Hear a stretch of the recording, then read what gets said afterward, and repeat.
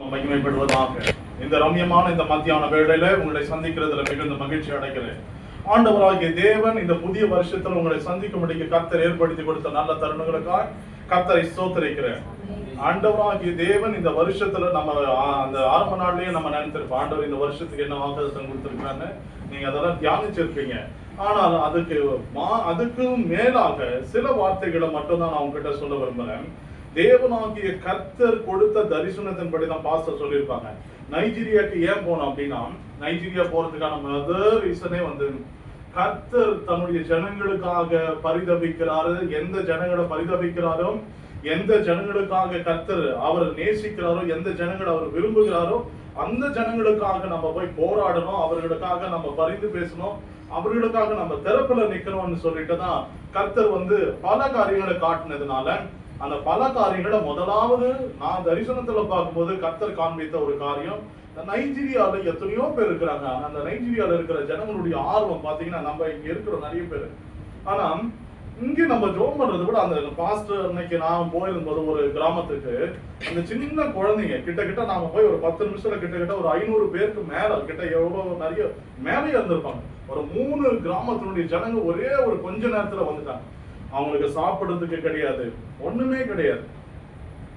துணியெல்லாம் நீங்க பாத்துட்டீங்கன்னா அந்த ஸ்டேட்டஸ்ல கூட போட்டிருக்கும் போது சில பேர் பார்த்திருக்கலாம் நீங்க, அது ஒண்ணுமே கிடையாது. ஆனா அவங்க பாடி ஆராதிக்கிற ஒரு காரியத்தை நீங்க பாத்தீங்கன்னா உண்மையாவே இந்த அளவுக்கு கர்த்தரை வந்து நேசிக்க முடியுமா, இந்த அளவுக்கு கர்த்தர் மேல அன்பு செலுத்த முடியுமா அப்படின்னு சொல்லிட்டு அந்த அளவுக்கு வந்து ஜனங்க, அது கூட யாரு நம்ம வளர்ந்தவங்க கிடையாது, பசங்க, சின்ன பசங்க 3 வயசு 4 வயசு 5 வயசு 7 வயசு 10 வயசு இந்த மாதிரி எல்லா பசங்களுமே அந்த ஏஜ்ல தான் இருக்காங்க. அவங்களுக்கு சாப்பிடுறது கூட கிடையாது. ஆனா கர்த்தர் ஆராதிக்கிறதுல அவங்க காட்டுற ஒரு ஆர்வம் வேற எங்கேயுமே பார்க்க முடியாது. அது ஒண்ணு. ரெண்டாவதாக அந்த ஜனங்க கிட்ட நீங்க ஒரு காரியத்தை நீங்க சொன்னீங்கன்னா அந்த ஜனங்க வந்து ஐயோ எனக்கு தான் இல்லையே, நான் என்ன பண்றது, எனக்கு இல்ல, எனக்கு கொடுத்தா நான் ஆராதிப்பேன் அப்படி சொல்றது மாதிரியே நான் பார்க்கவே கிடையாது. நீங்க பாஸ்டிங் கேட்டீங்கன்னா கூட சொல்லுவாங்க, நீங்க கொடுத்தாதான் நான் ஆராதிப்பேன் எல்லாம் கிடையாது. நீங்க கொடுக்கலனாலும் அந்த வைராக்கியம், அந்த ஜெபம், அந்த கர்த்தர் மேல இருக்கிற அந்த அன்பு மாறவே இல்லை. அப்போ கர்த்தர் காண்பித்த ஒரு முதல்ல இப்ப நீங்க பார்த்திருப்பீங்க இந்த 5 நாட்டை பார்த்திருக்கும் போது என்னன்னா இதெல்லாம் வந்து கர்த்தர் காண்பித்த ஒரு காரியம் தான். அப்போ நாங்க ஃபர்ஸ்ட் வந்து பிளான் போடும்போது இந்த நைஜீரியாக்கு தான் முதல்ல ரொம்ப பிரயாசப்பட்டு கிட்ட 2 வருஷமா பாஸ்டர் கிட்ட வந்து சொல்லும் போது பாஸ்டர் நானும் நைட்டு 2-3 மணி வரைக்கும் ஜோம் பண்ணிருக்கேன். உங்க டைம் இந்தியா டைம்ல நாங்க குவைத்துல இருந்து வந்து நான் ஜோம் ஸ்டார்ட் பண்ணனா 2 மணி நேரம் 3 மணி நேரம் வரைக்கும் ஜப்ப கண்டினியூஸா நானும் பாஸ்டரும் போன்ல வந்து வாட்ஸ்அப்ல கனெக்ட் பண்ணி ஜோம் பண்ணினே இருப்போம். இந்த நைஜீரியாக்காக எப்படியாக போனோம்.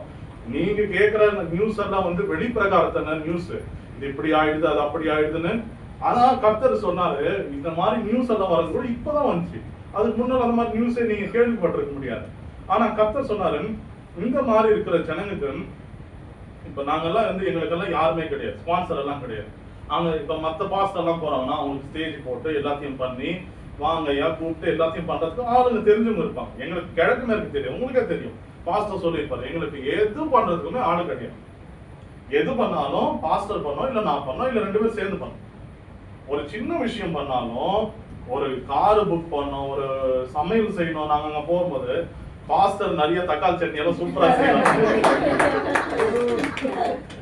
அவர் லாஸ்ட் வரும்போது பிளைட் எடுத்துக்கணும், அவர் தக்காளி சட்னி சாப்பிட்டுட்டு தான் எலியா வந்து 40 நாள் நடந்தா இருப்பாருங்க. அந்த மாதிரி நாங்க ரொம்ப நடந்து வந்தாங்க.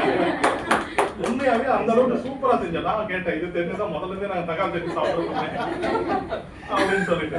அப்போ ஆண்டவர் வந்து எல்லா விஷயத்தையும் செய்யறதுக்கு கர்த்தர் பலனை கொடுத்தாரு. நாங்களுக்கு தெரியல, சிம்மு வாங்கறதுக்கு கிட்ட நாங்க 4 நாள் ஆகுது. பாஸ்ட் ஒரு 2 நாள் இருந்தார். திருப்பி நான் எனக்கு சிம் வாங்கறதுக்கு போய் ஒரு 2 நாள் இருந்தோம். ரீசார்ஜ் பண்றதுக்கு தெரியலன்றாங்க. எங்க ஏர்டெல் ஆபீஸ்ல ரீசார்ஜ் பண்ண தெரியலையா? நீங்க அப்படி சொன்னா என்ன பண்ணுவீங்க? ரீசார்ஜ் பண்ணாதான் ஒரு கார் புக் பண்ண முடியும், இன்டர்நெட் இருந்தாதான் ஒருத்தர் கிட்ட பேச முடியும். அங்க வந்து ஒரு பகலெல்லாம் நல்லா தான் இருக்குது, நைட் ஆயிடுச்சுன்னா ஒண்ணுமே கிடையாது. எந்த கிராமத்துலயுமே லைட்டு கிடையாது. லைட் இப்ப நம்ம யோசிக்கிறோம், ஒரு 10 நிமிஷம் நமக்கு லைட் ஆச்சு, லைட் ஆஃப் ஆயிடுச்சு நைட்ல அப்படின்னா என்ன பண்றோம்?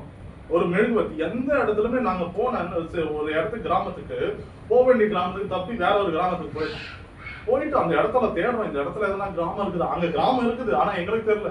இருள், அவ்வளவு இருள். அந்த இடத்துல இருக்கிற வீடுங்களும் தெரியல, எதுவுமே தெரியல. அப்ப நீங்க பாத்தீங்கன்னா அந்த அளவுக்கு ஜனங்கள்லாம் 5 மணிக்கு ஆயிடுச்சுன்னா என்ன பண்றாங்க ஏது பண்றாங்க, அவங்க சாப்பிட முடியுமா, வழி என்னன்னே தெரியாது. நீ நம்ம தான் போனோம்னா ஈஸியா தப்பி போயிடும்.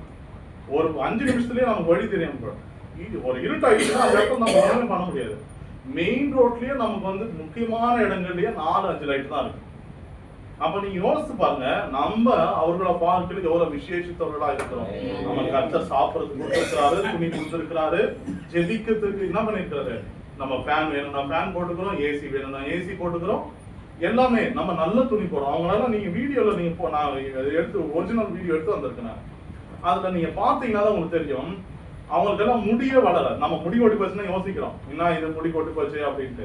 ஒரு சின்ன 4 முடி கொட்டி போச்சுன்னா ஐயோ முடி கொட்டி போச்சுன்னு சொல்லி அந்த வாரம் ஃபுல்லா ஒரு சீக்காவும் ஷாம்பும் தேய்ச்சி இருக்கிறாங்க நிறைய பேர் அந்த மாதிரி. ஆனா அந்த பொண்ணுங்களுக்கு நான் சொல்றது ஒரு சென்டிமீட்டர் மேல முடி இருக்காது. ஆனா கர்த்தர் தேடணும் அப்படின்னு வரும்போது எல்லாருமே என்ன பண்றாங்கன்னா அந்த பயபக்தி ஒரு டிசிப்ளின். நாங்க எத்தியோப்பியால போகும்போது என்ன பண்ணோம்னா, நானும் பாஸ்டர் போயிட்டு சாப்பிட்டுட்டு வரும்போது கார்ல பார்த்துட்டு இருந்தோம், ரோட்ல ஜனங்க நிக்கிறாங்க, பெரிய லைன் நிக்கிறாங்க. பாஸ்டர் நானும் என்னத்துக்கு பாஸ்டர் நிக்கிறாங்கன்னா அது பஸ் ஸ்டாப். அப்புறம் பாஸ்டர் சொன்னா இல்ல ஐயா அது பஸ் ஸ்டாப் அது அப்படின்னு. ஒரு பஸ் ஸ்டாப்புக்கு லைன் நிக்கிறாங்க, எது யாரும் சொல்லி கொடுக்கல. ஆனா அவங்க டிசிப்ளினா லைன் நின்று அவ்வளவு பெரிய லைன். நம்ம என்ன பண்ணுவோம், ஒருத்தர் மேல ஒருத்தர் புடிச்சு தள்ளின்னு நம்ம கர்ச்சிப்பை போட்டு இல்ல நம்ம துண்டை போட்டு ஏதாவது ஒரு போட்டு சீட்டை புடிச்சிடும். ஆனா அவங்க அந்த மாதிரி இல்ல. இத்தனைக்கும் நம்ம சொல்றோம் நம்ம நல்லா படிச்சிருக்கோம், நமக்கு நிறைய விஷயங்கள் தெரியும், டெக்னாலஜி தெரியும். நம்மளை விட அவங்க எவ்வளவு பின்ன இருக்காங்க. எத்தியோப்பியால உங்களுக்கு தெரிஞ்சுக்க வேண்டிய விஷயம் என்னன்னு பாத்தீங்கன்னா, நம்மளை விட நம்ம கேலண்டர் விட அவங்க கேலண்டர் 7 வருஷம் பின்னாடி இருக்கு. இப்ப நம்ம 2025னா அவங்க வந்து எத்தனை வருஷத்துல இருக்காங்க, 2018ல என்ன இருக்காங்க. கேலண்டரே அவங்களுக்கு வித்தியாசம், அவங்க பேசுற பாஷை வித்தியாசம், அவங்களுடைய எல்லாமே வித்தியாசம். ஆனா சாப்பிடுறதுல இருந்து எல்லாமே வித்தியாசம் தான். ஆனா ஒரு சின்ன கீழ்ப்படிதல், ரோட்ல போகும்போது கூட அந்த சபைங்க எல்லாம் கட்டி வச்சிருக்கிறாங்க. அந்த ரோட்ல போகும்போது கூட அந்த பார்த்துட்டாங்கன்னா போதும், அந்த இடத்துல கர்த்தரை ஆராதிக்க வேண்டிய அந்த இடத்த பார்த்துட்டாங்கன்னா அந்த இடத்துல நின்று அவங்கள வந்து அதை ஆராதிச்சதுக்கு ரோடுன்னு கூட கிடையாது. நம்ம என்ன பண்ணுவோம், அடட நம்ம ரோடாச்சே, நம்ம எப்படி ஜோம் பண்ணுவோம், நம்ம எப்படி ரோட்ல முட்டி போட்டு ஜோம் பண்ணிட்டு போறாங்க. நீ யோசிச்சு பாருங்க, நம்ம யாருன்னா ரோட்ல முட்டி போட்டு ஜோம் பண்ண யோசிப்போமா, என்ன ஐயோ யாரும் பாக்குறாங்க நம்ம அப்புறமா பண்ணிக்கலாம். ஜனங்களுக்கு இது ஏன் சொல்ல வரேன்னா, நாங்க பார்த்த சில விஷயங்கள் தான் சொல்றோம். அப்ப அந்த சின்ன விஷயமா இருந்தாலும் ஐயோ அவங்க பாக்குறாங்களே இவங்க பாக்குறாங்களே, இவங்க என்ன பண்ணுவாங்க, நம்மள என்ன நினைச்சுப்பாங்க, மத்தவங்க சொல்றத வந்து எதுவுமே அவங்க கணக்குல வைக்கணும். அவங்களும் ஆண்டவரும் அவங்களுக்கு தெரிஞ்ச விஷயம் தான். இப்ப நிறைய தெரியாது அவங்களுக்கு, நம்மள மாதிரிதான் வசனம் தெரியாது, நிறைய விஷயங்கள் தெரியாது. அவங்க என்னன்னா எத்தியோப்பியால 2 அப்போஸ்தலர் சீஷருங்க வந்து அவங்க ரத்த சாட்சியை மறிச்சிருக்காங்க. 2 அப்போஸ்தலர் சீஷருங்க. அப்போ பாருங்க, நம்ம வந்து ஒரு தோமா தான் நமக்கு வந்திருக்கிறாரு, அந்த மாதிரி இடங்கள்ல 2 பேர் வந்திருக்கிறாங்க. ஆனா நமக்கு இவ்வளோ தேசம் இவ்வளோ வளர்ச்சி பெற்று இவ்வளோ வசனங்கள் தெரிஞ்சாலும் நமக்கு பாக்கியம் பெற்றிருக்கிறோம் அவங்கள விட. ஆனா சின்ன சின்ன விஷயங்கள்லாம் கூட நம்ம அவங்கள மாதிரி என்ன பண்ணோம், சின்ன ஒபீடியன்ஸ் எதுல, கர்த்தரை பார்த்து கர்த்தர்கிட்ட தேடுறதுல, அது ரோடா இருக்கட்டும் வீடா இருக்கட்டும் அதுக்கு முக்கியத்துவம் கொடுக்கறது. நிறைய விஷயங்கள், ஒரு சின்ன ஒரு டிராபிக் இருக்குதுன்னு வைங்க, ஆள் அங்க இருக்க மாட்டாங்க, நம்ம என்ன பண்ணோம், அதான் ஆள் இல்லையா, போலீஸ் இல்லையே, போயிட்டு என்ன பண்ணலாம், ஆப்போசிட் ராங் டைரக்ஷன்ல போகலாம் நினைப்போமா இல்லைங்களா? கண்டிப்பா நினைப்போம். ஆனா அவங்க என்ன பண்ணாங்க, கேளுங்க, ஒரு நாள் அந்த தாத்தா ஒருத்தர் வந்தார் எங்களை விடுறதுக்கு, அவ்வளோ தூரம் போயிட்டு ரிட்டர்ன் வந்து 1 கிலோமீட்டர் போனோம். அந்த வயசானவர் தானே, என்னை யாரும் கேட்க மாட்டாங்க அப்படியெல்லாம் கிடையாது, யாரும் பாக்குறாங்க பார்க்கலாம் கிடையாது, அந்த டிசிப்ளினா அப்படியே ஃபாலோ பண்றாங்க. நம்ம இதெல்லாம் ஏன் சொல்ல வரோம்னா, நமக்கு சில இடத்துக்குள்ள போகும்போது நம்ம அந்த ஜனங்களுடைய சுபாவங்களை மட்டும் கிடையாது, அவங்களுடைய ஆவிக்குரிய ரீதி மட்டும் கிடையாது, அவங்களுடைய நடவடிக்கை, அவங்களுடைய பேச்சு, அவங்களுடைய செயல் எல்லாமே வந்து நம்ம கவனிக்கணும். அப்போ நம்ம அப்படி செய்யும் போது பாருங்க, நைஜீரியால வந்து நிறைய பேருக்கு ஒரு வேளை சாப்பிடறதுக்கு கூட சாப்பாடு கிடையாது. நம்ம வீட்டுல இருக்க கிராமங்கள குடிசை இருக்கு பாருங்க, நம்ம வீட்டுல இருக்கிற குடிசைகளே ரொம்ப பெட்டரா இருக்கு. அந்த இடத்துல போனீங்கன்னா நீங்க வந்து நம்ம நோட்டு கொடுப்பீங்க இல்லைங்களா, சில்லறை மாத்துறதுக்கு. நாங்க போயிட்டு எங்க கார்டெல்லாம் வேலை செய்யலன்னு US டாலர் எடுத்துன்னு போய் கொடுத்துட்டு சில்லறை மாத்துறதுக்கு ரோட்டு கடையில போயிட்டு எல்லா சில்லறை மாத்தும் போது அதுல பார்த்தா மொத்த கறி ஸ்மெல்லா தான் இருக்கும். நமக்கு அது மூக்கு கிட்ட வச்சோன்னா கொமட்டி வாந்தி எடுத்துருவோம். அந்த மாதிரி ஒரு ஸ்மெல் வரும். வேற வழி கிடையாது, காசு கொடுத்தாதான் நம்ம எதனா ஒரு பொருள் வாங்க முடியும் இல்லைங்களா? அப்படி இருக்கிற கூட, ஆனா அவ்வளோ ஏழ்மையில கூட கர்த்தரை தேடுறதுல எந்த அளவுக்கு வந்து பின்ன வைக்கிறது. ஒரு தெய்வீகம் வந்தா 10 நிமிஷத்துல ஆண்டவரை தேடுறாங்களா? என்ன அவங்க பாஸ்டர்ஸ் வந்து என்ன ரெஸ்பெக்ட் பண்றாங்கன்னா, சீஃப் மினிஸ்டர் இல்ல பிரசிடென்ட் கொடுக்குற மரியாதை கொடுக்குறாங்க. எப்படி அவங்கள 2 பேர் வந்து பாஸ்டர் வந்து பழக்கம் எங்களுக்கு 2 பேரு. அவங்க பேசும்போதெல்லாம் நம்ம எஸ்டீம்டு பாஸ்டர் போட்டு அவங்க இது பண்ணுவாங்க, ஹானரபிள் பாஸ்டர். அப்படின்னா அந்த ரெஸ்பெக்ட வந்து பாஸ்டர்னா அந்த அளவுக்கு அவங்க மதிக்கிறாங்க. மதிக்கிறது மட்டும் கிடையாது, இது ஏன் மதிக்கிறாங்க? ஆண்டவருக்கு மேல வச்சிருக்கிற அந்த அன்பை, ஸ்தானாதிபதி இருக்கிறதுனால அந்த அன்பை வந்து அவங்களுக்கு காட்டுறாங்க. அப்போ 2வது விஷயம் என்னன்னு பாத்தீங்கன்னா, எல்லா ஜனங்களுக்குமே கர்த்தருடைய அன்பு வந்து வசனத்தை தெரியும், ஆனா வசனத்தை கீழ்ப்படிறது தெரியும். நமக்கு எதுவுமே இல்லைனாலும் கீழ்ப்படிக்கணும்ன்றது கத்து வச்சிருக்காங்க. என்ன பண்றாங்க? எதுவுமே இல்ல ஆனா கீழ்ப்படிணும், ஆனா செய்யணும். நம்ம கிட்ட என்ன இருக்குது? கொஞ்சம் இருந்தா கூட என்ன பண்ணுவோம், இதெல்லாம் முடியாது. நம்ம ஆண்டவர் கிட்ட என்ன பண்ணுவோம்? டீல் பேச ஆரம்பிச்சிடும். இவ்வளவு இருந்தாதான் நான் செய்வேன். ఆమంగా இல்லைங்களா? ఇంత ఉంటేనే మనం చేయగలుగుతాము, తక్కువ ఉంటే మనం చేయలేమని చెప్పేసి ఏం చేస్తాము? దేవుని దగ్గర డీల్ మాట్లాడతాం. అప్పుడు డీల్ మాట్లాడితే ఎట్లా ఉంటుంది? మనం సెటిల్మెంట్ కూర్చొని మాట్లాడినట్టు ఉంటుంది. ஆனா அப்படி இல்லாம ஆண்டவர் கிட்ட போகும்போது ஒவ்வொரு விஷயத்தையும் நம்ம என்ன பண்றோம்? இன்னும் இருக்குதோ మన దగ్గర ఏమి ఉందో దాన్ని పెట్టుకొని దాని దగ్గర నుంచి అంతా ఒక తలంపు ఉందా, ₹1 ఉందా, దానిలో నుంచి దేవుని నామాన్ని మహిమపరచడానికి మనం ఏం చేయాలి? మనం కార్యాలను చేయడానికి ప్రారంభించాలి. ₹1 இருந்தா கூட பரவாயில்ல, அந்த ₹1 வச்சு நான் ₹1000 இருந்தா தான் நான் இது பண்ணுவேன், ₹1000 கொடுத்தாதான் நான் இந்த மாதிரி செய்வேன், கிடையாது. அப்போ நம்ம காரியங்களை வந்து கர்த்தர்கிட்ட நம்ம என்ன பண்ணோம்? நிறைய விஷயங்களை நம்ம தாழ்த்தணும். இதை ஏன் உதாரணத்துக்கு நான் உங்களுக்கு இதெல்லாம் சொல்றேன்னா, நேர பிரச்சனை சொல்லிடலாம். ஆனா நம்மளை விட இது ஏன் இது சொல்றேன்னா, தரிசனத்துல கர்த்தர் காட்டினாரு. இந்தியன்ஸை விட நைஜீரியன்ஸ் வந்து அபிஷேகத்துல வந்து முன்னிலையில போயிடுங்கிறாங்க, ஓவர்டேக் பண்ணின்னு. புரியுதா நான் சொல்றது?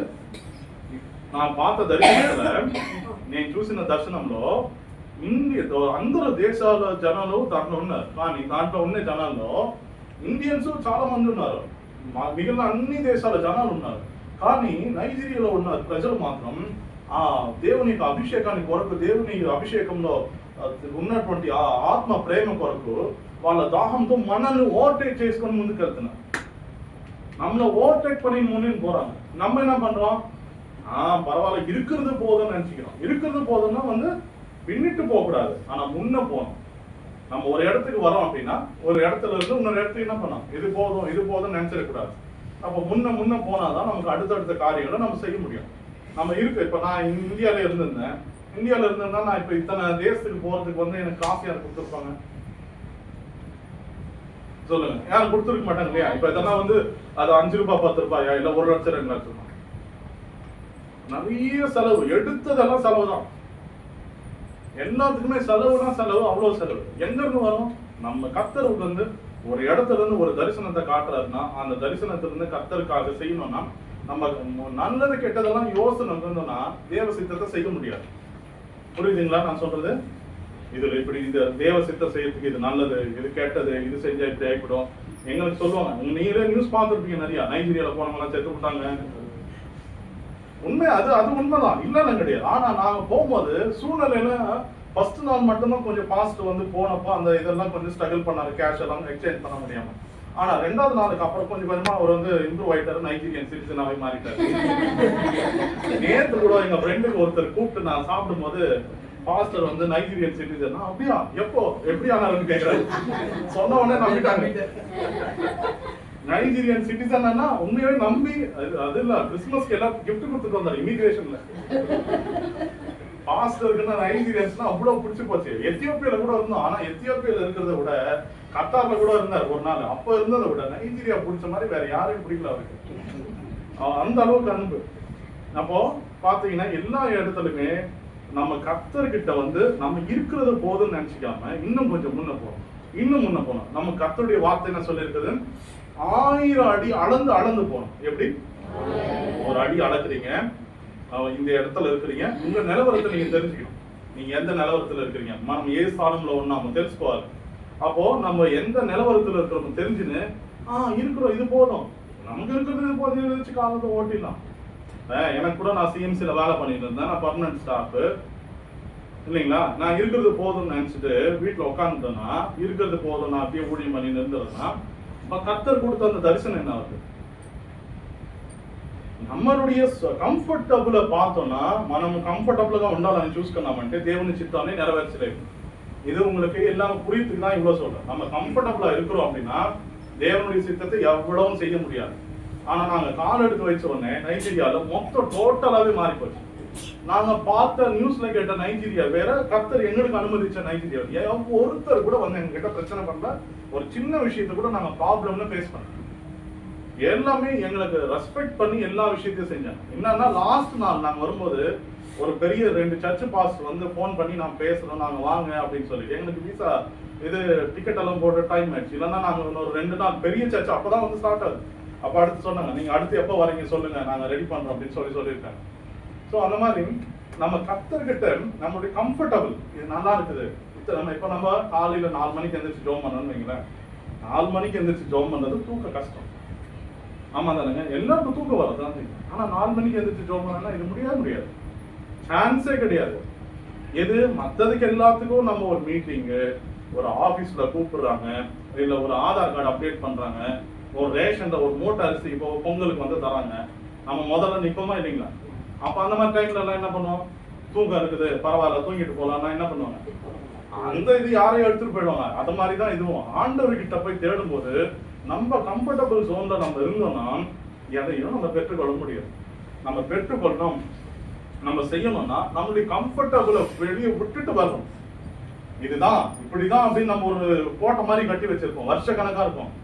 ஆனா கர்த்தர் சொல்லும்போது ஆபிரகாம் கிட்ட சொன்னாரு, நீ நான் காண்பிக்கிற தேசத்துக்கு நீ வா, உனக்கு பிடிச்ச தேசத்துக்கு நீ போக சொல்லல. என்கிட்ட கேட்டாங்க, இதெல்லாம் நைஜீரியா வந்து விசாக்கே வந்து நாங்க வந்து செலவு பண்ணது கிட்டத்தட்ட 1 லட்சத்துக்கு மேல விசாக்கு மட்டுமே. அதுல அமெரிக்காக்கே நாங்க வந்து விசா அப்ளை பண்ணிருக்கலாம் 2 பேருக்கும். எல்லாருக்கும் என்னன்னா இமிகிரேஷன்ல பாஸ்ட் வரும்போது கேட்டாங்க, அப்படின்னா இருக்குது இது நைஜீரியால 25 நாள் இருந்திருக்கீங்க, கேள்வி மேல கேள்வி கேளுங்க. எவ்வளவு கேள்வி கேட்டாங்க. நான் வந்துட்டேன், எனக்கு வந்து ஒர்க் விசா இருக்குது, அதனால வந்து எனக்கு எங்க கேள்வி எல்லாம் எதுவும் கேட்கல. பாஸ்ட் வந்து நிறுத்து, அப்படின்னா நைஜீரியால இருக்குது சொல்லுங்க. கேள்வி நீங்க தேவ சித்தத்துக்கு செய்ய போகும்போது கூட எவ்வளவு பிரச்சனைகளை வந்து நம்ம சந்திக்கிறோம்னா அது எல்லா இடத்துலயுமே நம்ம ஞானமா பதில் சொல்லணும். இல்ல இப்படி இருக்குது அப்படி இருக்குது சூழ்நிலைகளை நம்ம எக்ஸ்பிளைன் பண்ண பிறகுதான் ஓகே நீங்க போங்க அப்படின்னு. அது கூட வந்து கேளுங்க, பாஸ்டர் வேண்டாம் இருப்பான் போ, வேற அனுப்பணுமேன்ற ஒரு இதுல எங்க சென்னையில தான் மற்ற தேசங்கள் எல்லாம் ஈஸியா சுத்தின்னு வந்துட்டோம், சென்னையிலேயே பிரச்சனை. பாருங்க, நம்ம நிறைய பாஸ்டர்ஸ் கேட்டாங்க, பாஸ்டர் தான் கூட்டு போகணுமா, வேற யாரையும் கூட்டு போக முடியாதா அப்படின்னு. நேற்று வரைக்கும் கேட்டாங்க, நாங்க அடுத்த திருப்பி ஊழியத்துக்கு பிளான் பண்ணிட்டு இருக்கிறோம் அப்படின்னு சொன்னதுக்கு, பாஸ்டர் மட்டும் தான் கூட்டு போவீங்களா, எங்களால கூட்டு போக மாட்டீங்களா அப்படின்னு கேட்கிறாங்க. இன்னொன்னு என்ன கேட்டாங்க, நைஜீரியா வந்து அது இருக்கிறதுலே one of the worst country. Christians அந்த இடத்துக்கு போனனாலே பயப்படுவாங்க. காணிக்க வர்றதுக்கு யாருன்னா கூப்பிட்டாங்களா, காணிக்க யாருன்னா கொடுத்தாங்களா, இதெல்லாம் கேட்டாங்க. உங்களுக்கு யாருன்னா தெரியுமா சபையில காணிக்க யாருன்னா கொடுக்கறதுக்கு ஆள் இருக்காங்க, உங்களுக்கு சப்போர்ட் பண்றதுக்கு ஆள் இருக்கு, எதுவும் தெரியாது. நமக்கு தெரிஞ்சதெல்லாம் ஒண்ணே ஒண்ணு, கர்த்தருடைய சித்தத்தை செய்யணும், அவருடைய நாமத்தை கனப்படுத்தணும். நம்ம எவ்வளவு செய்யணும்ன்றதை விட கர்த்தருக்காக நம்ம எந்த அளவுக்கு தாழ்த்துறோமோ அந்த அளவுக்கு தாழ்த்த கிருபை பெருகு. கர்த்தருடைய வார்த்தை அதுதான் சொல்லுது. நம்ம கர்த்தருடைய சமூகத்துல மனுஷனுடைய முன்ன தாழ்த்துற மாதிரி கிடையாது, நடுகிற மாதிரி மனுஷனுடைய முன்னே கிடையாது. நம்ம தேவனுடைய முன்ன நம்ம தாழ்த்த கிருபை பெருகிட்டே இருக்குது. எங்க கிருபை பெருகுது அங்க என்ன இருக்குதுங்க, வாசல் அடைப்பட்ட வாசல் எல்லாம் திறக்கப்படுது. செருபாபேலுக்கு முன்பாக தடை செய்கிற எப்பேற்பட்ட பர்வதமும் சமபூமி ஆகட்டும் என்று கர்த்தர் சொல்லுகிறார். நாங்க சாதாரண மனுஷர் தான். இப்ப தானியல், சாத்ராக், மேஷாக், ஆபேத்நேகோ கூட தான் செருபாபேலு அடிமைத்தனத்துல வந்தவர். ஆனா அந்த அடிமைத்தனத்துல வந்த செருபாபேலுக்கு கர்த்தர் சொல்றாரு, யோ நீ விசேஷித்தவன், நீ கீழ்ப்படுகிற, நீ உனக்கு தான் இந்த காரியத்தை நான் சொல்றேன். செருபாபேலுக்கு, ஏதாவது வேற யாருக்கும் அந்த வார்த்தையை சொல்லல. எத்தனை பேர் அடிமை தனத்துல வந்திருக்கிறாங்க. தானியல் கூட தான் இருந்தாரு, தானியலுக்கு ஒரு விதமான அபிஷேகம் கொடுத்திருந்தாரு. ஆனா செருபாபேலு கிட்ட கர்த்தர் சொல்றார், செருபாபேலுக்கு முன்பாக தடை செய்கிற எப்பேற்பட்ட பர்வதமோ சமபூமியாகட்டும், கிருபை உண்டாவதாக. இந்த கிருபை எங்க இருக்குதோ அங்க வழி ஆட்டோமேட்டிக்கா உண்டாகிட்டு வரும். இந்த கிருபை இயேசு கிறிஸ்து அப்புறம் நம்ம கூட கூப்பிட்டுட்டு வந்துட்டோம்னு வைங்களேன், வழி தானா உண்டாகும். நம்ம கீழ்ப்படிறது மற்றவர்களுக்காகயோ அவங்களுக்கு நல்லது. இப்ப நான் செஞ்சிட்டோம், அப்ப பாஸ்டர் நானும் போய் செஞ்சுட்டு வந்துட்டோம், அதனால நாங்க மற்றவங்களோட விஷயம் அப்படி இல்லை. எவ்வளவு கர்த்தர் சொன்னா எவ்வளவு கீழ்ப்படியுமோ அதை பொறுத்துதான் கர்த்தர் எடுத்து சொல்லுவார். இப்ப ஏன் நிறைய பேர்கிட்ட நீங்க கேட்டீங்கன்னா, கர்த்தர் என்கிட்ட சொல்லல, கர்த்தர் என்கிட்ட பேசல, நிறைய பேர் சொல்லுவாங்க. என்கிட்ட அந்த மாதிரி நிறைய விஷயங்களை நான் சொல்லி இருக்கிறது கேள்விப்பட்டிருக்கேன். ஏன் நம்ம கிட்ட மட்டும் கர்த்தர் சொல்றாரு?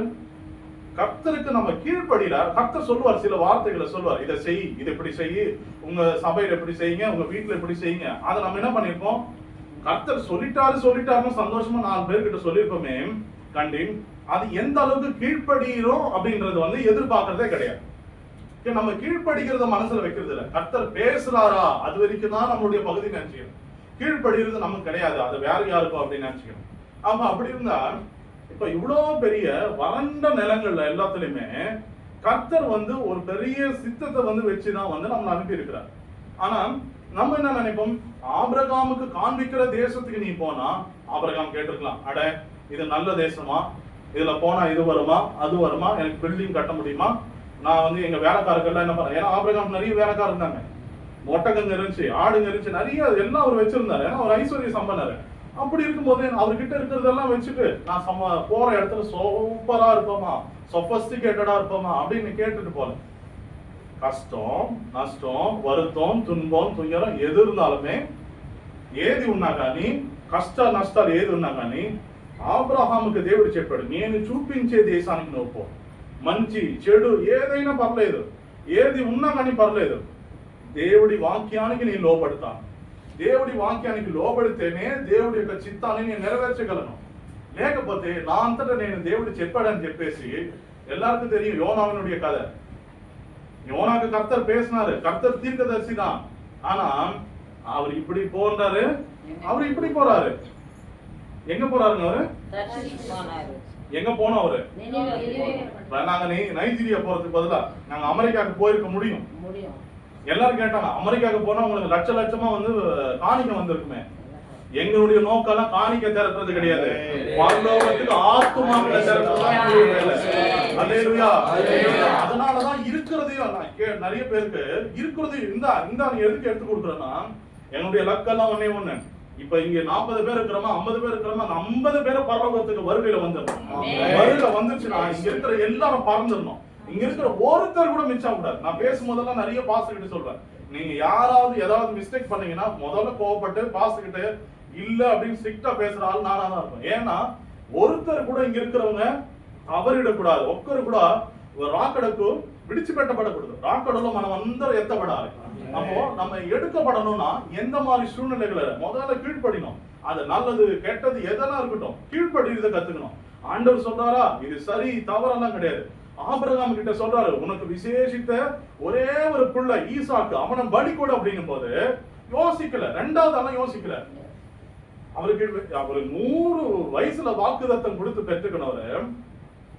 ஆனா ஒரு நிமிஷத்துல ஆண்டவர் நீ ஈசாக்க பலி கொடுன உடனே இவர் யோசிச்சிருப்பாரா, அப்ப இத்தனை வருஷம் ஜோம் பண்ணது எதுக்கு? நம்மளா இருந்தா யோசிச்சிருப்போம், இத்தனை வருஷம் ஜோம் பண்ணது எதுக்கு? கொடுத்துற மாதிரி வாங்கிக்கிறதுக்கு எதுக்கு கொடுக்கணும்? அது கொடுக்காம இருந்திருக்கலாம். நம்ம ஊர்ல நிறைய பேர் சொல்லுவாங்க, அவருக்கு கண்ணு இருக்குதா, காது இருக்குதா, மூக்கு இருக்குதா, வாய் இருக்குதா, எப்ப கோபம் வருதோ அவரை பிடிச்சி திட்டுறதுதான் வழி. ஆனா இப்படிப்பட்டவங்க ஆசீர்வாதத்தை நித்தியமா பெற்றுக்கொள்ள முடியாது. என்ன பண்ணுவாங்க? ஆமா, அப்போ அப்பப்போத்துக்கு தேவையான ஆசீர்வாதங்களை பெற்றுக்குவாங்க. ஆனா நமக்கு கொடுக்கப்பட்டிருக்கிற ஆசீர்வாதம் நித்திய ஆசீர்வாதம். ஆதியாகமத்தில் எழுதியிருக்கிறது, யோசேப்புக்கு கொடுக்கப்பட்ட ஆசீர்வாதம் நித்திய பர்வதத்திற்கு 8 வரைக்கும் ஆசீர்வாதம் இருக்குமா. நித்திய பர்வதம் இது சியோன், எருசலேமினுடைய அதிபதி இயேசு கிறிஸ்துவை சந்திக்கிற வரைக்கும் இந்த பர்வதம் அப்படியே அந்த பர்வதத்திலிருந்து நம்மளை உயர்த்தி உயர்த்தி உயர்த்தி. இப்ப ஃபேன் இருக்குதுன்னு வைங்களேன், இந்த ஃபேன் கூட அப்படியே போய் இந்த ஃபேனை நம்ம தொட முடியாது, நம்ம எறும்பு சைஸ்ல இருக்கிறோம்னு வைங்க. அப்ப என்ன பண்ணுது, இந்த பர்வதம் அப்படியே நம்மளை உயர்த்தி உயர்த்தி உயர்த்தி உயர்த்தி ஆண்டவர் வரும்போது அப்படியே அந்த ஃபேன் கிட்ட கூட்டு போற. அவ்வளவுதான், நம்ம பறக்கிறது மட்டும்தான் மிச்சம். அப்படிப்பட்ட ஒரு அபிஷேகத்தை கர்த்தர் நம்ம கூட வச்சிருக்கிறாரு. நித்திய பர்வதத்தினுடைய ஆசீர்வாதங்களை எட்டும் வரைக்கும் அவர் நம்ம விட்டு ஓய்கிறது இல்ல. அப்போ நமக்கு கொடுக்கிற நம்ம நினைக்கிறோம் அடிக்கடி ஆசீர்வாதம் நம்ம கேட்கிறோம், நம்ம கொடுக்கறது இல்ல. ஆண்டவர் கிட்ட நம்ம நான் இந்த காரியத்தை கேட்கிறோம், அந்த காரியத்தை கேட்கிறோம், கொடுக்கறது இல்ல. ஆனா அப்படி கிடையாது. ஆண்டவர் கொடுக்கிற ஆசீர்வாதம் இம்மைக்குரிய ஆசீர்வாதமோ இப்போதைக்கு ஒரு 5 நிமிஷம் 10 நிமிஷத்துக்குரிய ஆசீர்வாதம் கிடையாது. அப்படிப்பட்ட ஆசீர்வாதம் யார் கொடுக்கிறது? பிசாசு கொடுக்கிறது.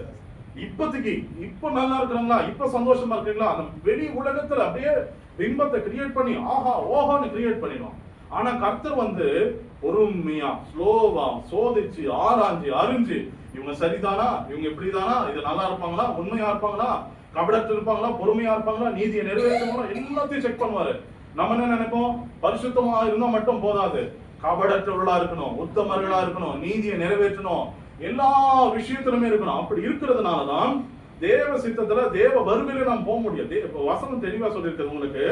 அப்போ அதாவது நம்ம போற பாதை எப்படி இருக்குமா, ரொம்ப நெருக்கா இருக்கும். இருக்கு துவாரமுல பிரவேசிச்சு அப்படின்னு வசனம் எழுதிருக்குது. இப்ப என்ன இருக்குது, உலகம் போற பாதை அகலமா இருக்கும், அதுல எல்லாம் போலாம், ஒரு டிஸ்டர்பன்ஸ் இருக்காது, ஒரு இடிச்சல் இருக்காது, பிரச்சனையே இருக்காது. அவன் பாரு வீடு மேல வீடு கட்டுறான், வாசல் மேல வாசல் கட்டுறான், நம்ம கர்த்தரை தேடி வர ஒண்ணுமே கிடைக்கல, அப்படிதான் இருக்கும். ஆனா தேவ வல்லமை இறங்கும் போது உங்களை இப்பக்கு மட்டும் சரிப்படுத்துறது இல்ல, நித்தியத்துக்கு வரைக்கும் அதை சரிப்படுத்தும். அல்லேலூயா. அந்த அளவுக்கு உங்களை சரிப்படுத்துறதுக்கு தான் அந்த வல்லம் உங்களை நிதானித்து ஆராய்ந்து அறிந்து உங்களை சரிப்படுத்தி உங்களை சீர்படுத்தி ஸ்திரப்படுத்தி எதுல இன்னும் தப்பா இருக்கு இன்னும் சரிப்படுத்தணும் அப்படின்னு சொல்லிட்டு ஆண்டவர் உங்களை சரிப்படுத்தி சரிப்படுத்தி சரிப்படுத்தி சரிப்படுத்தி உங்களை என்ன பண்றாங்க, நித்தியத்துக்கு கொண்டு போறதுக்கு தான் அவருடைய பிளான். அப்ப ஈசாக்குக்கு இம்மைக்குரிய ஆசீர்வாதத்தை கொடுத்துட்டாரு அப்படின்னு நினைச்சிட்டு ஒருவர் அதனாலதான் ஆண்டவர் எடுக்கிறாருன்னு நினைச்சிட்டாரு. ஆனா கொடுக்கப்பட்ட ஈசாக்கு இம்மைக்குரியவர் கிடையாது, இம்மைக்கும் மறுமைக்குரியவர். அல்லேலூயா. அப்ப இம்மைக்கும் மறுமைக்குரிய ஆசீர்வாதங்களால அவர் என்ன பண்ணாரு, இந்த பிள்ளை அண்ணல கை போடாத, கையை நிறுத்து, கை தூக்காத, அப்படியே நிறுத்து அப்படின்னு சொல்றாரு. அவரு எந்த அளவுக்கு நம்ம சோதிக்கிறார்னா கடைசி நிமிஷம் வரைக்கும் நம்மளை சோதிப்பார். நம்ம என்ன பண்ணுவோம், ஒரு எக்ஸாம் எழுத போகும்போது நிறைய பேருக்கு தெரியும், ஹால் டிக்கெட் எல்லாமே எத்தனை பேர் போயிருக்கீங்க எக்ஸாமுக்கு? யாரா மறந்துட்டு போயிருக்கீங்களா எப்பயாச்சும்? நான் போயிருக்கேன் அந்த மாதிரி. 1 மணி நேரம் லேட்டா எக்ஸாம் போயிருக்கேன் நான். ஹால் டிக்கெட் கொடுக்க மாட்டாங்க, அப்போ லேட்டா கொடுப்பாங்க. நான் சைலண்டா இருப்பேன். நான் அவன் எல்லாம் வந்து கேட்பாங்க, ஏன்னா ஹால் டிக்கெட் கொடுக்கல, ஒரு ஃபீலிங் ஏதாவது இருக்குதா? எதுவுமே கிடையாது. அது அவங்க இப்ப இன்வெஸ்டிகேஷன்ல இன்விஜிலேட் இருப்பாங்க, கேட்டாங்க ஏன் லேட்டா இவ்வளவு லேட்டா வரீங்க, சேர்க்க மாட்டாங்க.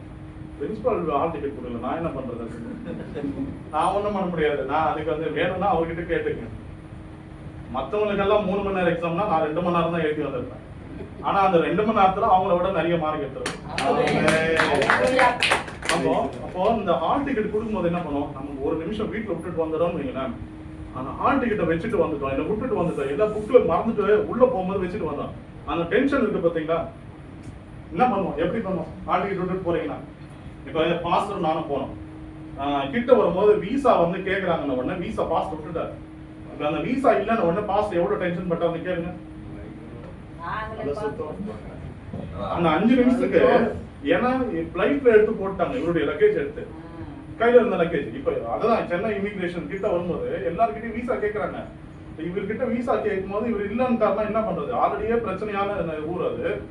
அப்படின்னும் போது இப்ப இல்லன்னா அவரு தேடுறாரு, என்ன பண்றது தெரியல, மொபைல தேடுறாரு, இதுல எதனா இருக்குமா, அதுல எதனா இருக்குமா, நான் எதனா அமைச்சிருக்கிறது இருக்குமா, எதுவுமே இல்ல, கிடைக்கல. எப்படி இருக்கும் டென்ஷன் யோசிச்சு பாருங்க.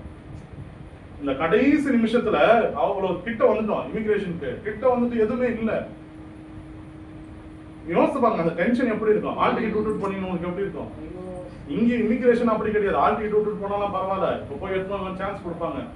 அங்க என்ன பண்ணுவாங்க, ஒரு சின்ன மிஸ்டேக் பண்ணாலும் 4 மணி நேரம் அவங்க ரூம் இருக்கும், உட்கார வச்சு கேள்வி மேல கேள்வி கேட்பாங்க, தண்ணி கொடுக்க மாட்டாங்க. நீங்க அங்க போனீங்கன்னாலே டென்ஷன் ஆயிட்டு உட்காந்துட்டு என்ன பண்றதுன்னு தெரியாம ஏன் தான் வந்தோம்னு ஆயிடும். அந்த மாதிரி என்ன இருக்கும், ஒரு சின்ன மிஸ்டேக் நம்ம பண்ணாலுமே அமெரிக்கா விசா இதுல நம்ம ஏர்போர்ட்ல போயிட்டு இங்கிருந்து விசா எல்லாம் எடுத்துன்னு போயிடுவோம், டிக்கெட் எல்லாம் எடுத்துன்னு போயிடுவோம். உள்ள போகும்போது இமிகிரேஷன்ல இப்ப பாஸ்டர் கையில என் டிக்கெட் இருக்கு, இந்தாங்க பாஸ்டர் அப்படின்னு பாஸ்டர் கையில நான் கொடுத்துட்டு போறேன். வாஷ்ரூம் போறதுக்கு, ரெஸ்ட் ரூம் போறதுக்கு. அப்போ போகும்போது கொடுத்துட்டு போயிட்டு வந்து வாங்கணும்னு வைங்களேன், இதை வந்து கேமரால இருந்து பார்ப்பாங்க. நீங்க அவர்கிட்ட இருந்து வாங்க. என்கொயரி ரூம் போ, 8 மணி நேரம் 14 மணி நேரம் உட்கார வச்ச மணி நேரம் எதுக்கு? ஏன் டாக்குமெண்ட்டை எடுத்து பாஸ்ட் கிட்ட கொடுத்துட்டு நான் ரெஸ்ட் ரூம் போயிட்டு திருப்பி வந்து வாங்கினேன்னா அமெரிக்கால என்ன பண்ணுவாங்க? நீ இன்னும் இல்லாம அவர்கிட்ட கொடுத்துட்டு போற. புரியுதுங்களா? பிரச்சனை நான் இது ஏன் வந்து நான் சாதாரணமா நான் பிரச்சனமா பண்ணாம இவ்வளவு பொறுமையா சொல்றேன்னா உங்களுக்கு புரியணுன்றதுக்கு தான். பிரச்சனையில இருக்கும்போது அந்த டென்ஷன் நீங்க யோசிச்சு பாருங்க. அந்த மாதிரி சோதிக்கும் போது கர்த்தர்கிட்ட பொறுமையா ஆண்டவர் இதெல்லாம் செய்வார் நம்ம இருந்துட்டோம்னு பொறுமையா எல்லாம் சரியா வச்சுட்டு இருந்தோம்னா டென்ஷன் இருக்காது. அதை நம்ம வந்து அரைகுறைமா இருந்தான்னு வைக்கிறேன், என்ன டென்ஷன் கண்டிப்பா வரதான் செய்யும். அப்போ நம்ம எல்லாத்துக்குமே இப்போ பாஸ்ட் கூட அது ஏன் இது பண்ணிட்டாரு, கடைசி அது வரைக்கும் வச்சிருந்தாரு பேக்ல. ஆனா கடைசியில் என்ன பண்ணாங்க, கூப்பிட்டு இடம் மாத்தலன்னு கூப்பிட்டு அவர்கிட்ட வாங்கி எடுத்து போய் போட்டாங்க போடிங்க இதுல. அதனாலதான் அவர்கிட்ட லாஸ்ட் மினிட் வரைக்கும் வச்சிருந்தாரு. அந்த மாதிரி அனுமதிக்க நினைக்க முடியாத சூழ்நிலைகள் சில டைம்ல நடக்கும். ஆனா அதுக்கும் என்ன பண்றோம், நம்ம ரெடியா இருக்கணும். சரிங்களா? அப்போ அப்படி இருக்குன்னா இருந்தாதான் தேவ சித்தத்தை நம்ம என்ன பண்ண முடியும், நிறைவேற்ற முடியும். இல்லைன்னா என்ன பண்ண முடியாது. சும்மா வந்து நம்ம இப்போ நைஜீரியாக்கு போறதுக்கு வந்து எவ்வளோ பிரச்சனைகளை நம்ம வந்து ஃபேஸ் பண்ணோம். உங்களுக்கும் தெரியும். நீங்க 24 மணி நேரம்லாம் நிறைய பேர் ஜோம் பண்ணிருக்கீங்க. அதுக்காக நான் ஆண்டவரை வந்து நான் ஸ்தோத்தரிக்கிறேன். நான் அப்போ தேவ வல்லமை என்ன பண்ணுதுன்னா இதுவரைக்கும் நம்மளை நடத்தி இருக்கிறார், இனியும் நம்மளை நடத்த போறாரு. இந்த கண்ட்ரில இன்னும் நான் நிறைய கண்ட்ரிக்கு வந்து கர்த்தர் நம்மளை கொண்டு போக போறாரு. அல்லேலூயா. நான் சொல்லுவேன் எப்பவுமே பாஸ்டர் கிட்ட, பாஸ்டர் எவ்வளவு நம்ம வெளியே போறோமோ வீட்டுல இருக்கிறோமோ சபையாரோ அவ்வளவு ஜோம் பண்ணணும். நீங்க ஜோம் பண்ணாதான் நாங்க வெளியே போகும்போது அந்த அற்புதத்தை அடையாளத்தை தேவ காரியத்தை நாங்க பார்க்க முடியும். அல்லேலூயா. அதனால நான் சொல்லுவேன், இல்ல பாஸ்டர் ஜோம் பண்ணி இருக்காங்க, எல்லாருமே எக்ஸ்ட்ராவும் ஜோம் பண்றாங்க இப்பெல்லாம் சேர்ந்து. அதெல்லாம் கேட்கும் போது என்ன ஆச்சு, எங்களுக்கு ஒரே சந்தோஷம். பரவாயில்ல, எல்லாரும் ஜோம் பண்றாங்க, நல்லா இருக்கிறாங்க, நல்ல ஜோம். எது நீங்க பாஸ்டருக்கு காணிக்கை கொடுக்கறத விட, காணி கொடுக்கூடாதுன்னு நான் சொல்ல, காணி கொடுக்கறத விட நீங்க ஜெபம் பண்றீங்க, நீங்க உங்க ஆத்மாவை கர்த்தருக்கு முன்பா இருக்கிறீங்க, கர்த்தருக்கு முன்பா உங்களை ஒப்பு கொடுத்து நிறைய நேரம் கர்த்தருக்கு முன்பா இருக்கிறீங்கன்னா அதுதான் எங்களை சந்தோஷிக்கப்படும். அப்போ எந்த அளவுக்கு நீங்க வந்து கர்த்தருக்குள்ள இருக்கிறீங்களோ அது மட்டும்தான் கர்த்தருக்குள்ள என்ன பண்ணப்படும், கணக்கு பார்க்கப்படும். உலகத்துக்குரியதெல்லாம் அது வேற விஷயம், ஆனா தெய்வீகத்துக்குரியது வேற விஷயம். அப்போ கர்த்தருடைய ஆவியானவர் சொல்ற நம்மள நித்திய பரவத்தினுடைய ஆசீர்வாதத்தை எட்டுகிற வரைக்கும் நம்மள என்ன பண்ணுவாருங்க, சோதிப்பாரு, நிதானிப்பாரு, ஆராய்ந்து அறிவாரு. அப்படி எல்லாம் பண்றதுனாலதான் நம்மள வந்து இவர் ஃபிட்டா இல்லையா. இப்ப சொன்ன ஒரு விஷயத்த பண்ணணும்னா வெளிநாடு போன என்ன பண்ணணும், மெடிக்கல் செக்அப் பண்ணணும். எதுக்கு, ஃபிட்டா இல்லையான்னு தெரியணும். ஆமாவா இல்லையா? ஃபிட் இல்லைன்னா என்ன பண்ண மாட்டாங்க. நான் குவைத்துக்கு போகும்போது இங்க 4 தரம், அங்க ஒரு 4 தரம், 8 தரம் மெடிக்கல் செக்அப் பண்ணாங்க. 8 தரம் அதே டெஸ்ட், அதே இதுவா இருந்தாலுமே திருப்பி திருப்பி திருப்பி பண்ணுவாங்க. ஏன்னா எங்கேயாச்சும் வந்து தப்பா மாத்தி வந்துட்டு இருப்பாங்க. அந்த அளவுக்கு வந்து செக் பண்ணுவாங்க ஒரு ஃபிட்டா இல்லையா அப்படின்னு சொல்றது. அப்படி இருக்கும்போது உலகத்தாரே ஒரு ஃபிட்டா இல்லையான்றது அத்தனை தரம் செக் பண்றாங்க அப்படின்னா பரலோக தேவன் நீங்க ஃபிட்டா இல்லையான்னு செக் பண்ண வர மாட்டாரு. அல்லேலூயா. ஒரு ஆசீர்வாதத்தை உங்களுக்கு தரணும்னா, ஒரு நன்மையை உங்களுக்கு தரணும்னா உலகத்தானே இவ்வளவு தரம் செக் பண்ண பிறகுதான் கொடுக்க முடியும்னு சொல்லிட்டு அதுக்கு பல ப்ராசஸ வச்சு அதுக்கு இது பண்ண முடியுதுன்னா ஆண்டவராகிய தேவன் நம்ம கூட இருந்து இருதயத்தை ஆராய்ந்து பார்த்து சரியா தவறா, இன்னும் இதை பண்ணணும், இது என்ன பண்ணணும், இன்னும் சரி பண்ணணும், விட்டுற மாட்டார். அவரை சரிப்படுத்துகிற வரைக்கும் அவர் கூடவே இருப்பாரு.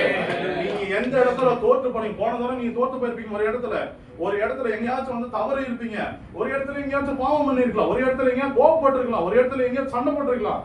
ஒருத்தருக்கு ஒரு பிரச்சனை இருக்கும். ஆனா என்ன பண்ணுவார், ஆவியானவர் விட மாட்டாரு. இப்படியே இருந்தாலும் உங்களை என்ன பண்ணுவாரு, இதை இன்னும் சரிப்படுத்தணும், இந்த பாவத்தை விட்டு விலகணும், இந்த சத்துருக்கள் மத்தியிலிருந்து நீக்கணும், இவர்களை ஜெயம் பெற வைக்கணும், சத்துருவை பார்த்து பயப்படக்கூடாது, எதுல குறைவு இருக்கிறது, எது சத்துருவை பார்த்து ஜெயிக்க முடியலையா, அவங்க கடன் பிரச்சனை இருக்க ஏதனா இருக்கட்டும். நேற்று கூட நான் போகும்போது அவங்க சொன்னாங்க, அவங்களுக்கு மந்திரம் பண்ணாங்க எங்க ஆண்டி ஒருத்தர், அவங்களுக்கு மந்திரம் பண்ணவங்க அவங்க இறந்துட்டாங்க. இவங்க ஒண்ணும் பண்ணல, சாதாரணமா சர்ச்சுக்கு போயிட்டு வந்தாங்க. என்ன பண்ணாங்க, சர்ச்சுக்கு போயிட்டு ஒரு 1.5 மணி நேரம் 2 மணி நேரம் நல்லா ஜெபம் பண்ணிட்டு வந்தாங்க. நீங்க சொல்லுங்க, அவங்களுக்கு விரோதமா ஜெபம் பண்ண அவங்க மந்திரம் பண்ணவங்க இறந்து போயிட்டாங்க. எதுக்கு? இவங்க சர்ச்சுக்கு போயிட்டு வந்ததுக்கு. எந்த மந்திரமும் கிரியை செய்யும் நீங்க நினைக்கிறீங்க?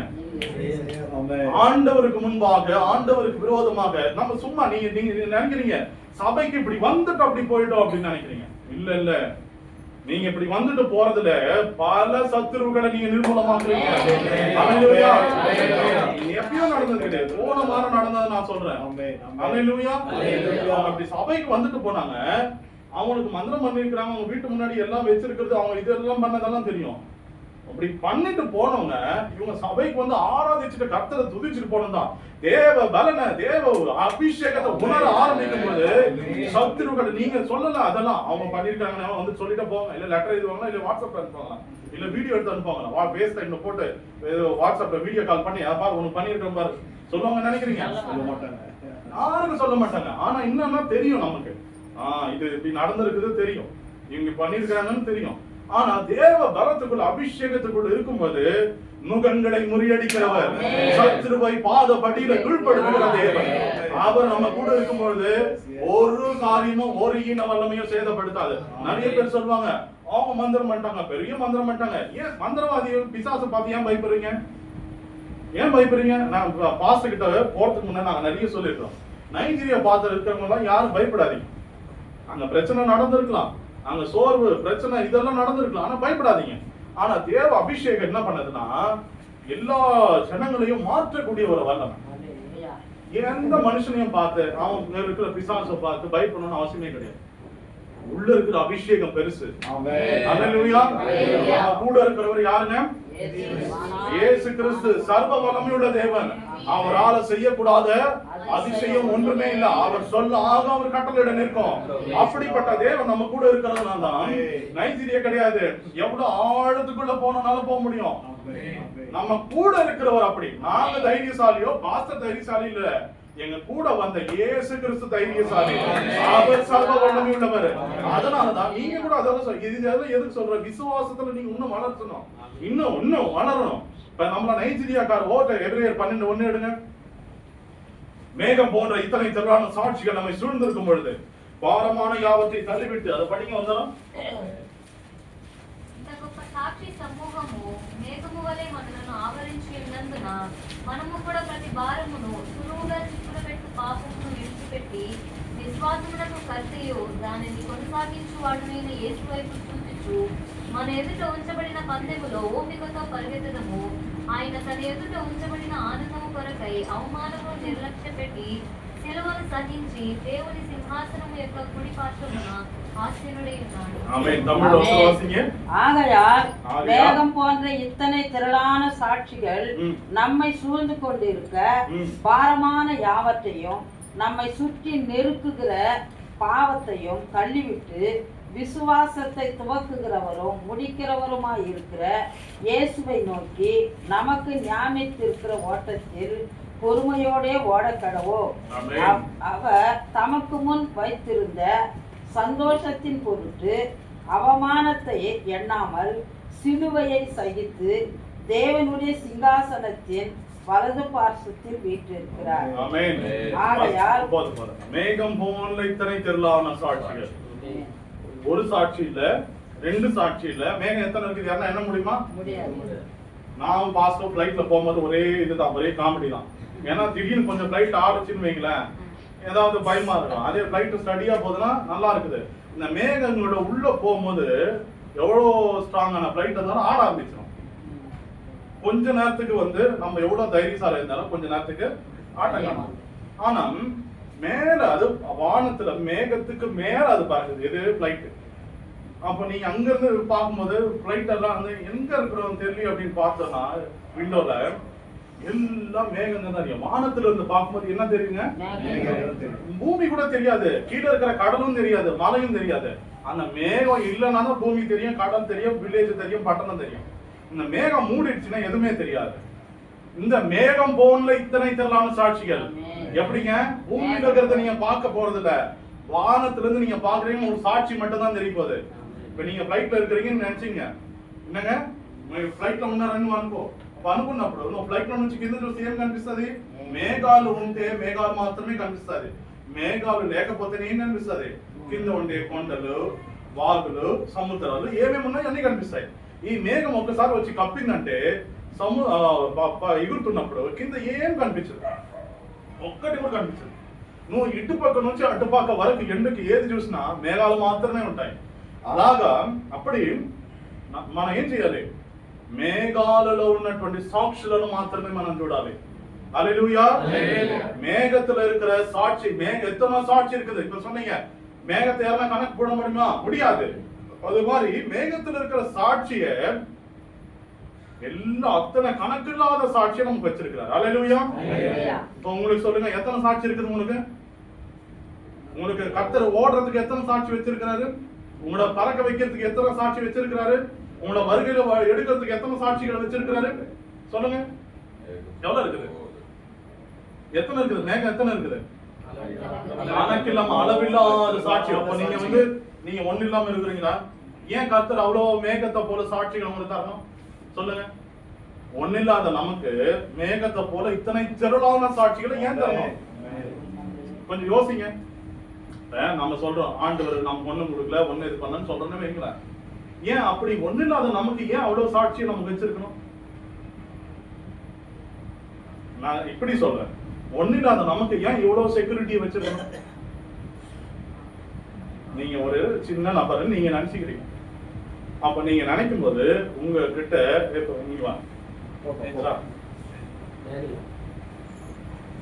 இப்ப இந்த பையன் இருக்கிறான்னு, இந்த பையன் சிம்பிளான பையன் தம்பி.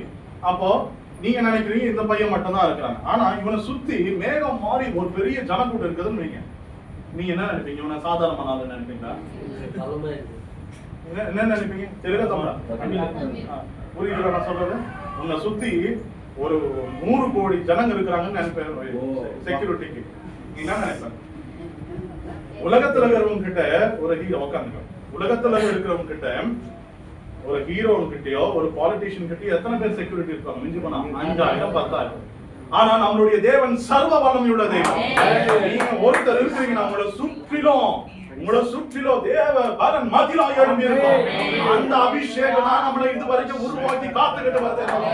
நம்ம நினைக்கிறோம் நம்மளை பார்த்து ஏதோ பயந்துட்டான. ஆண்டவருடைய வல்லமை நம்ம கூட இருக்கிறதுனால நம்மள மிதக்க வைக்கிறது. இந்த மேகத்துக்கு கூட சாட்சி என்ன பண்ணுதுன்னா, உங்களை பூமியில இழுக்கும் ஒரு பவர் இருக்கும். வானத்துல பிளைட் பறக்கும் போது என்ன பண்ணா, கிராவிடேஷன் குருத்வாகர்ஷண சக்தின்னு இருக்கும். గురుత్వాకర్షణ శక్తి లాగుతుంది కిందకి. ఎందుకు ఫ్లైట్ అంత హైట్ లో స్పీడ్ గా పరిగెత్తాలి, ఎక్కాలి? 100 కిలోమీటర్లు 200 కిలోమీటర్లు పరిగెత్తే అది స్పీడ్ గా పోతే ఆకాశంలోకి ఎక్కలేదు. రెక్కలో ఎంత శక్తి ఉన్నా కానీ పైకి పోలేదు. స్పీడ్ ఉండాలి. అప్పుడు గురుత్వాకర్షణ శక్తికి పైగా ఒక పవర్ అనేది మనకి జనరేట్ అవుతుంది. புரியுதுங்களா? இந்த புவியீர்ப்பு விசைக்கு மேல ஒரு பவரை நமக்கு ஜெனரேட் பண்ணாதான் அந்த பிளைட் மேல எழுணும். இல்லைன்னா மேல பறக்க முடியாது. ஏன்னா இந்த புவியீர்ப்பு விசை, இந்த குருத்வாகர்ஷண சக்தி கீழே இழுக்கும். ஒரு மனுஷன் மேல இவர்தானே ஒருத்தர் எகுறீங்க, எகுறவங்க ஏன் கீழே வரீங்க? கிராவிட்டி, குருத்வாகர்ஷண சக்தி. அப்போ அந்த கிராவிடேஷன் ஃபோர்ஸ் இருக்கிறதுனால உங்களை மேல போக விடாம இழுத்துக்கிட்டே இருக்கும். அந்த மாதிரி பாவத்தினுடைய வல்லமைகளும் பிசாசுடைய வல்லமைகளும் என்ன பண்ணுங்க, நீ மேல போயிடக்கூடாது, நீ பறந்துடக்கூடாது, நீ மேகங்கள போயிடக்கூடாது அப்படின்னு உங்களை இழுத்துக்கிட்டே இருக்கும். அல்லேலூயா. என்ன பண்ணுங்க, உங்களை மேகத்துல நீ பறக்க கூடாது.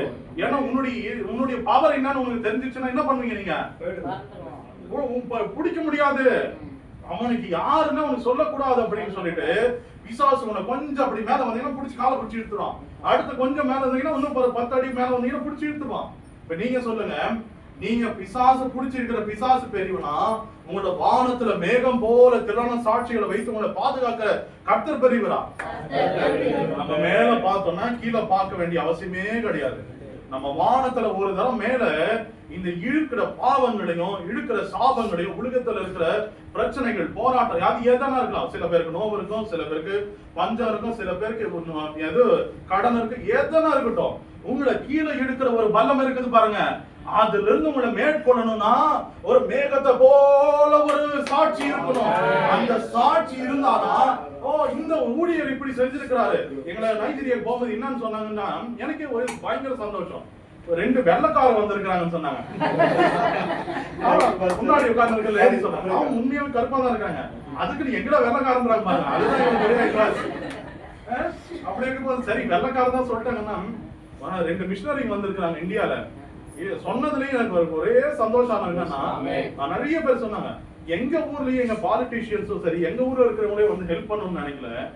அங்க இருந்த கூட டிரைவர்ஸ் தெருவுல இருக்கிறவங்க சொல்றாங்க, எங்களை இவ்வளவு நேசிச்சு வந்திருக்கீங்க, எங்க மேல இவ்வளவு அன்பு. ஆமா, உங்க மேலதான் இவ்வளவு அன்பு. உங்க மேல இவ்வளவு அன்பு இருக்கிறதுனாலதான் கர்த்தர் வந்து இந்த இடத்துல நமக்கு மேகம் போல இத்தனை சாட்சி. இங்க பாரு, இந்த மிஷனரி வந்திருக்கிறாரு. இப்ப அவங்க சொல்லுவாங்க, ஆபிரகாம் ஐயா மிஷனரி வந்திருக்கிறாங்க. அவர் பாஸ்டரா தெரியாதவருக்காங்க, வந்திருக்கிறவர் யாருன்னா ஒரு மிஷனரி தான் தெரியும். கர்த்தருக்காக. ஏன்னா எல்லாரும் வந்து எல்லா விதமான வேலைகளை அங்க வந்து செய்ய வேண்டியது இருந்துச்சு. அப்போஸ்தலனாகிய பவுல் கூட இது பண்ணா கூட இது பண்ணோம். அந்த மாதிரி வந்து எல்லா வேலையும் பாஸ்டர் வந்து செய்வாங்க. அந்த மாதிரி அந்த அப்போஸ்தலத்துவத்தை வந்து அவர் வெளிப்படுத்துறதுக்கு கர்த்தர் வந்து உதவி செஞ்சார். அந்த மாதிரி நிறைய விஷயங்களை வந்து சில விஷயங்கள் வந்து வெளிப்பிரகாரத்துல தெரியாது. இது இப்படி இருக்குது, அது அப்படி இருக்குது. நம்ம வெளிப்பிரகாரத்துல பார்க்கும்போது அதெல்லாம் புரியாது.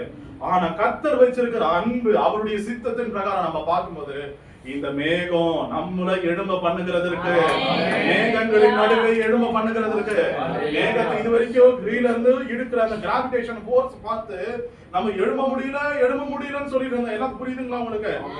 இப்பதான் வந்து நீங்க செய்திக்குள்ளேயே வரணும். ஆனா சீக்கிரம் முடிச்சிருவேன். நம்ம ஜபத்துல இருக்கணும், அபிஷேகத்துல.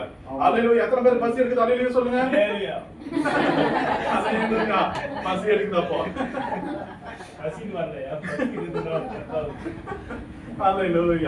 அப்போ நம்ம பூமியில இருக்கிற நம்ம ஏன் கர்த்தர் சொல்லிருக்கலாம், ஆபிரகாம் சொன்னார் வானத்தினுடைய நட்சத்திரங்களை பாரு, பூமியினுடைய மணலை பாரு, அப்படி எல்லாம் சொன்ன கர்த்தர் ஏன் இந்த இடத்துல மட்டும் கர்த்தர் மேகங்களை பாருன்னு சொல்றாரு?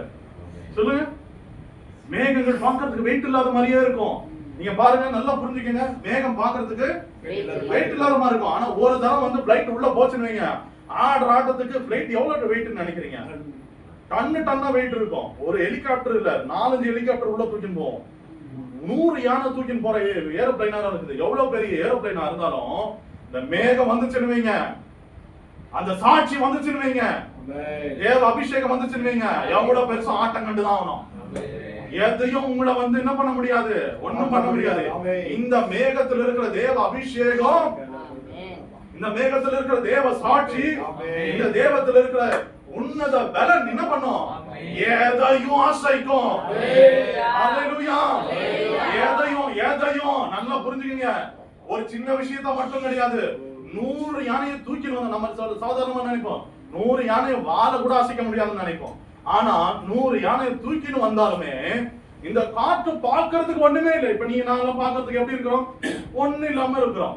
பாஸ்டர் பாருங்க எப்படி இருக்காரு, நான் பாருங்க எப்படி இருக்காங்க, பாருங்க ராஜநத்தன பாஸ்டர் பாருங்க எப்படி இருக்காங்க, பார்க்கறதுக்கு எப்படி இருக்கோம்? எல்லாம் எப்படி இருக்கும்? எல்லாம் நம்ம பெரிய ஆளுங்க மாதிரியா தெரியும். மத்தவங்களை பார்க்கும்போது நம்ம ஒண்ணு இல்லாத மாதிரி தான் தெரியும். இந்த மேகம், இப்ப நான் சொல்றேன், இந்த மேகம் யாரு? நீங்க ஒரு சாட்சி, நீங்க ஒரு சாட்சி, நீங்க ஒரு சாட்சி. எல்லாரும் இங்க இருக்கிறவங்க எல்லாரும் சமாசிஸ்ட் ஒரு சாட்சி. அல்லேலூயா. இப்ப இந்த சாட்சி எதிர்க்கா வர்றது அசைக்கிறது மட்டும் இல்லாம மற்றவர்களை வந்து போராடுறாங்க பாருங்க. கீழ இருந்து மேல வரணும், இந்த உலகத்துல இருந்து மேல வர முடியலன்னு போராடுறாங்க பாருங்க. அவங்களுக்கு நீங்க ஒரு சாட்சி. அல்லேலூயா. நீ ఒక సాక్ష్యము, నీ సాక్ష్యము ద్వారా భూమి లోపల ఉన్నటువంటి పాపంలో ఉన్నటువంటి సకల జనులు పైకి వస్తారు. హల్లెలూయా. ఇంతవరకు మీరు మేఘంలో ఒకరుగా ఉండునట్లు సాక్షిగా మిమ్మల్ని నియమించున్నాడు. హల్లెలూయా. உங்களை என்ன பண்ணிருக்காங்க? சாட்சி அமைச்சிருக்கிறாரு. சொல்லுங்க எல்லாரும், நான் ஒரு சாட்சி, నేను ఒక సాక్షి. நீங்க சாட்சியா இருக்கிறதுனால பார்க்கிறதுக்கு ஒண்ணும் தெரியாது. அப்படியே பார்க்கிறதுக்கு நம்ம என்ன பண்ண முடியும்? அப்படியே ஒரு பெரிய உருவத்துல இப்படி அப்படி எல்லாம் தெரியாது. யாருக்கென்னா தெரியுமா? மேகத்தை பாத்தீங்கன்னா யாரெல்லாம் பயந்து போயிருக்கீங்கன்னா, பூமி இது மலைக்கு மேல போகும்போது தெரியும் மேகம் வரும் மழை டைம்ல. பாத்துருக்கீங்களா? எத்தனை பேர் பாத்துருக்கீங்க அந்த மாதிரி? மேல மலை மேல போகும்போது அப்படியே வந்து மூடும். இப்ப மேகத்தை பார்த்தா அப்ப என்ன பண்ணும்? பயப்படுவீங்களா?